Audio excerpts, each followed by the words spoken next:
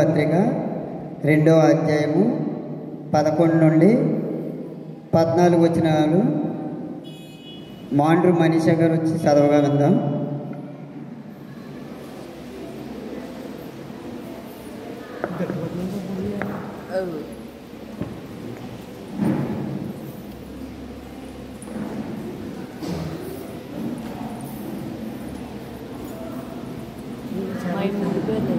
చాలా మంది శ్రమ తగ్గించేది నాకు ఇంట్లో రాసుకుంటాను నా యొక్క రాసుకుంటుంటాను అవి నేను రాతను ఇలాగా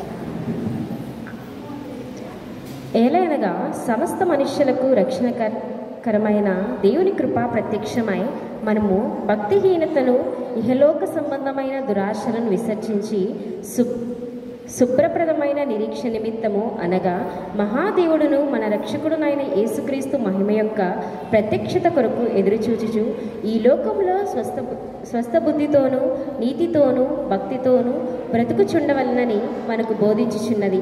ఆయన సమస్తమైన దుర్నీతి నుండి మనను విమోచించి సత్క్రియల